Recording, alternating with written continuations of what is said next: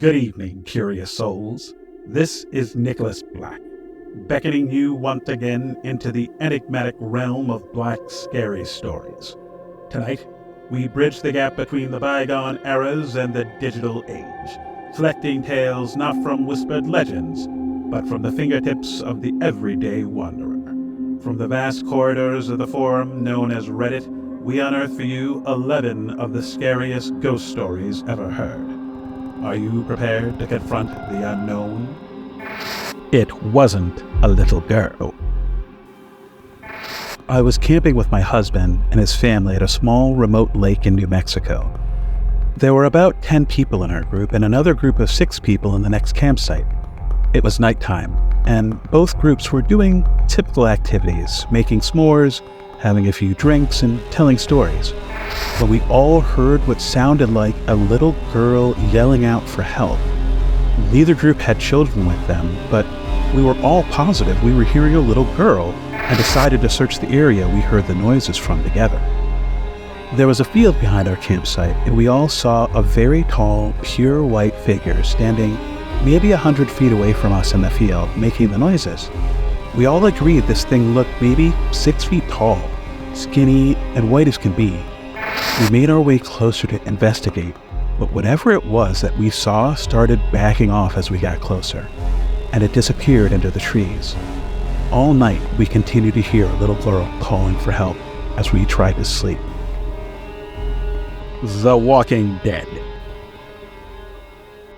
I'm a psychiatric nurse, and early in my career, I worked at a residential mental health facility. One of our residents was an elective mute, which means that he didn't, wouldn't, or couldn't talk. But there were no medical reasons as to why. He had spoken earlier in his life, and in fact seemed quite normal back then, with the exception of being close to 7 feet tall. He'd been raised in the Deep South and joined the military when he was 19, but one night he vanished. He was declared AWOL, and eventually he was declared missing and dead. 10 years later, a 7-foot-tall man walked into a VA hospital emergency room in my part of the Midwest and said to the receptionist, "My name is Marion Duquesne, and I've been dead for 10 years. Those were the last words he ever spoke. He was covered with dust, and he was wearing the same clothes he had been reported to be wearing the night he vanished. His social security number had not been used, and he had no identification on his person. However, they were able to identify him, I guess via fingerprints. The family was notified, but they said they had already grieved their lost man and that whoever was claiming to be him simply could not be. They demanded not to be contacted again." Marion paced all day, every day, moving his mouth that looked like talking or muttering, but no sound ever came out. He had an unnerving habit of throwing his head back with his mouth wide open, as if he were laughing heartily, but not even a breath could be heard. If I talked to him, he appeared to listen, periodically throwing his head back in that laughing, mimicking way of his. Various medications were tried, but they did not affect him either positively or negatively. Occupational therapy did nothing because Marion would just grin, and unless told to stay put, he'd get up and start pacing again. On my last day at the job, the last thing I saw was Marion, pacing in the parking lot, throwing his head back to laugh. Later I wondered if all along I'd been dealing with a ghost. All these years later, I still don't know. The Unrest Stop. I was driving across country with my mom and my sister when I was 16, and my sister was probably about 20. It was late, but we were well rested and still alert. We were driving along an interstate and needing gas and a bathroom break, so we stopped at the only rest stop in about 200 miles. There was a van full of teenagers on a road trip at the gas station, as well as a small gray car parked at the pump in front of us with 2 young men standing still outside of it. When we got there, everything felt wrong. We'd been on the road for days and seen many rest stops at night and had never been afraid until then. My mom and sister went inside and I stayed in the car. I heard the teenagers say they were creeped out and couldn't get the pump to work, and they left in a hurry. I was watching the car in front of us, and the 2 men had not moved at all. Not an inch. They weren't talking, they weren't on phones, they were just standing there, still as a stone. My sister and mom, about 5 minutes later, came running back out to the car, and when they got in, the two men slowly turned to look at us while not moving or pivoting the rest of their bodies. And I swear to fucking Christ, we all saw the same thing. They had eyes dark as pitch and empty, truly empty. Not black, not reflecting any light at all, just void. We sped out of there and didn't stop until we were in the next city. And the worst thing about the entire experience, we couldn't find the place on any map. We knew exactly which spot on the interstate to look, and we couldn't find it on Google Maps or any paper map we had. We even asked locals about the creepy gas station out on that stretch of road and got only confused looks. We traveled on that interstate since, and there's still no rest stop. It came for us in the graveyard. We were driving my friend's really old beat-up pickup truck through a massive graveyard. We stopped and walked down a hill and came across a little pond.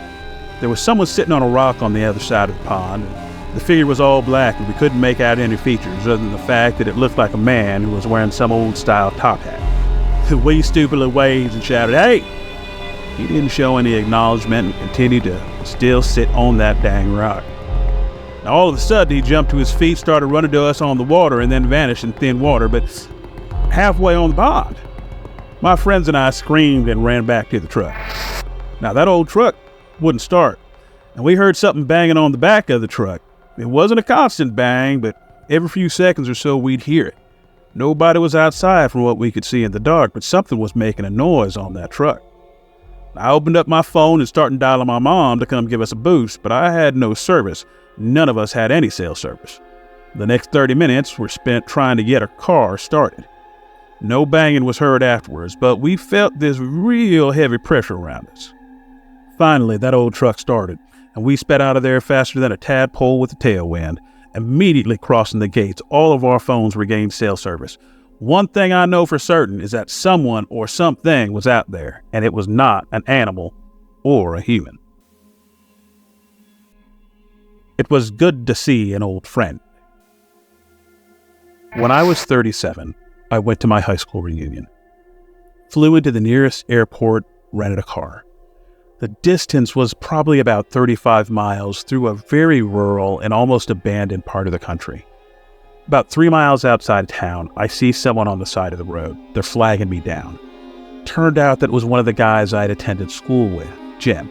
Now, of course, that's not his real name, but anyway, Jim gets in the car and we start talking. I hadn't seen him in probably 20 years, but he still looked the same, maybe a little older. We get to town and I ask him if he wants to come to the VFW and have a drink with me. He says no, just take me home. Now, Jim's parents had lived only a few blocks from my grandmother's house, and I turned in that direction, but he said, no, wrong way, take me to the outskirts of town. There was a mobile home park out there, and I figured that is where he must be living now. When we reached the end of the turnoff, he said, hey, just drop me here. It was really good to see you again. And he walks off into the night. I go to the VFW, meet some of my old classmates, and we, of course, start to talk. As we're talking about who's coming to the reunion, I mentioned that I had just picked up Jim about 3 miles east of town and had dropped him off. Room goes dead quiet. Even the guy singing karaoke stops and lays down the mic. My cousin goes white as a new t-shirt. Baby, my cousin said, Jim died on that curve maybe 8 years ago. Rolled his car. We were all at his funeral.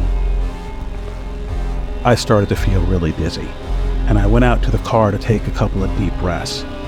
There on the seat, a local newspaper, printed 8 years previously, containing Jim's obituary. I've still got the paper. Hell hath no fury like a woman scorned. After we moved into our home, we were told a woman had died there at the hands of her abusive husband. She hated men. My dad would wake up with scratches all over himself, and whenever my brother was mean to my sister or I, he would have scratches on him as well. One day, my brother hurt our sister. He hit her with something. When he woke up later that night, he had a horrible bloody nose. The day we moved out, my brother accidentally broke his twin's arm trying out a wrestling move. He swears that he would have died that night if it wasn't our last night in the house. Death Came for Him by Dr. Fish Philosopher Todd. I was standing in my parents' room, talking to my very sick dad at the time. He was dying of stage 4 esophageal cancer.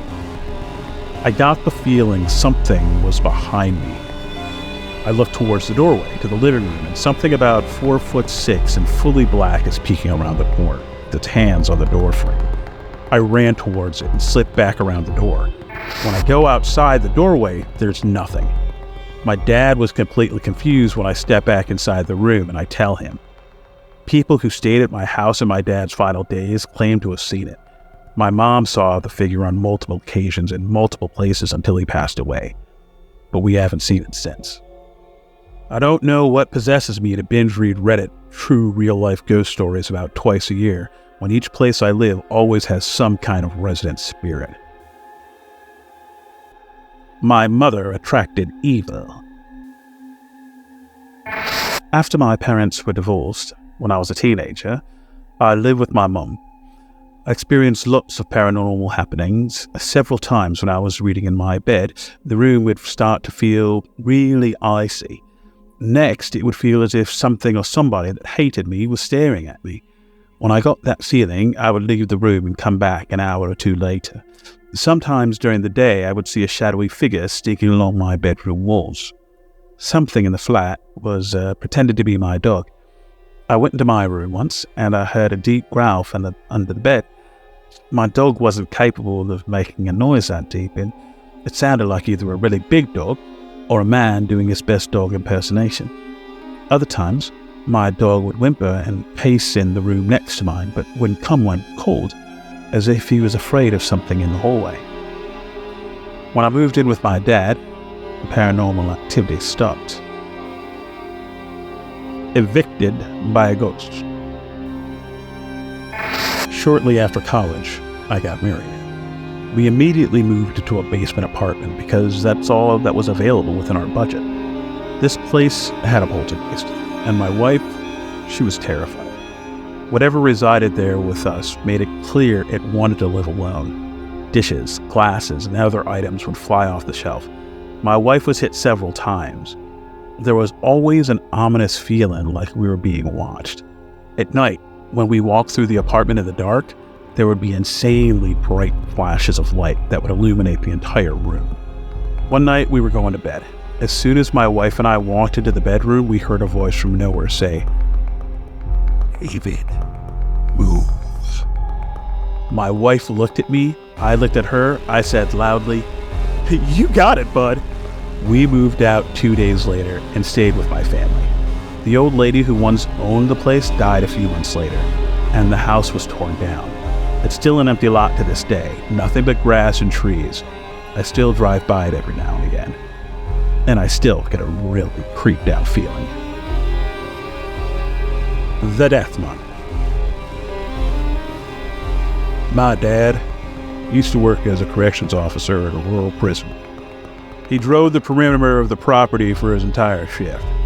He'd check every once in a while on empty buildings for runaway inmates. It was, generally a pretty boring job. Now, one night, my dad was parked on a hill reading a magazine when he started to feel a thumping in his body. He described it as the feeling you get when speakers are playing a song with really heavy bass. Now, he puts that magazine down and checked his rear view mirror, where he saw someone outside the truck. He grabs his pistol and jumps out the truck with his weapon drawn. Outside the truck, he realized it was a procession of Native Americans walking through the truck. And I mean directly through his seat, only to disappear at the exact spot he was sitting. He said it was clear they were ghosts because many of them appeared injured. Of course, also because they were walking through his truck. Now, this went on for a few seconds, and then the whole procession just disappeared. He calls the other perimeter guy on his walkie-talkie to try and explain, and the other guy almost immediately stops communicating with him. Turns out the other guy had seen this happen before, but he didn't believe in ghosts, so he wouldn't talk about it. In the demon's room. I worked as a forensic nurse in a hospital's lockup unit. We had one older lady who swore she was being haunted and abused by a demon she would call Tiberius.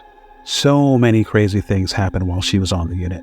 We'd go into the room, do normal care, leave, and seconds later she'd start screaming bloody murder. We'd run into the room to find her looking like she'd been in a fight with a boxing champ. Bloody lip, black eye, markings all over her body. No one ever saw her doing this stuff to herself. Things would get moved around by themselves, and at one point she was in protective restraints because the doctor thought she was hurting herself. There was no way she could have moved or done anything to herself while in these restraints, but new marks would always appear, or her tray cart would be across the room. The room was secure, so there was no way someone else was doing this. When we asked her questions, she'd just say, it was Tiberius. After she was discharged, we always had trouble in that room. If there was going to be a rapid response or code, it happened in that room. One night, a guard reported lights blinking on and off. It was that room. As we draw the curtains on our tales, let's not forget that these narratives, as chilling as they are, were meticulously gathered by our dedicated seeker of the unknown, Beth Braden. In this vast digital age, one wonders, do these specters truly lurk on our screens, or do they linger, silently watching as we scroll? If tonight's tales have ensnared your senses, I invite you to join our ever-growing community by subscribing to Black's Scariest Stories. Until we again venture in the realms of the paranormal, this is Nicholas Black, wishing you a serene night and perhaps a glance over your shoulder.